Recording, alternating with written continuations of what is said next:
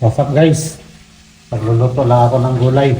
Pero para sumarap, haluan natin ng isda. At bago natin to lutuin, siyempre iprito muna natin para malasak. Alright. Siyempre, kailangan ng mantika. Pwede na yan. Ilulunod lang natin yung isda.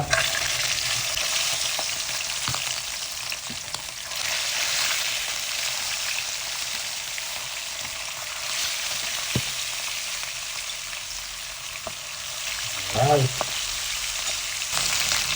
Kalitarin lang natin itong isda. Yan, pwede na.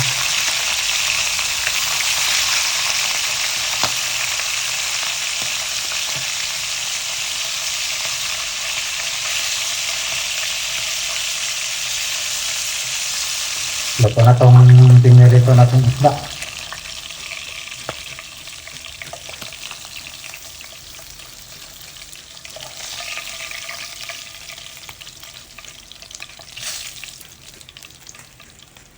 Ipapalit lang tayo ng paglulutuan kasi sabaw naman yung lulutuin natin eh. Use oil lang yung mantikang gagamitin ko pang prito sa ricado. Isahin na natin yung ahos. Oh.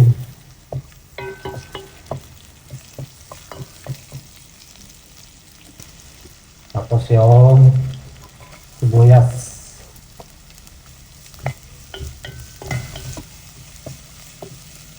May sobra pa akong atsal. So gagamitin na lang natin din para makulay ang ating gulay. So, last but not the least, ang kamatis.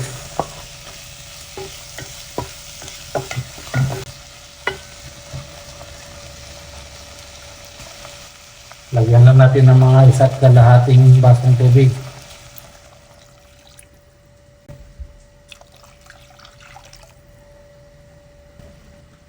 Takpan lang natin at pakuluin.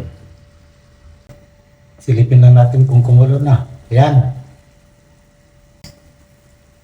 Tinta kibings lang yung ginamit ko dito. Timplahan ko lang ng konting asin. Tapos konting all-in-one seasoning. Mikos-mikos lang natin.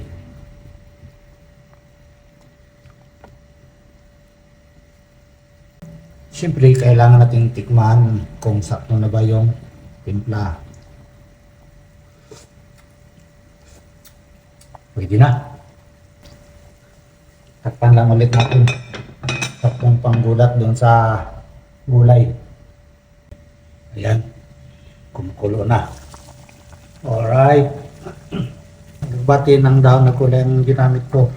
Sobra pa ito sa pagluto ko nung nakaraan. Tapos mikos-mikos.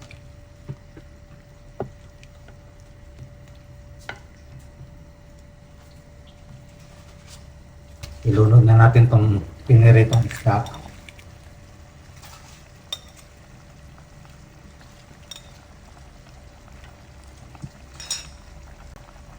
Mikos-mikos ulit.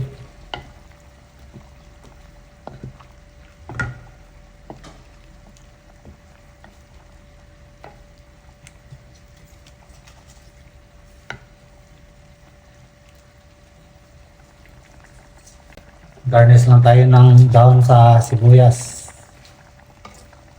para pampabango. Luto na yung gulay natin.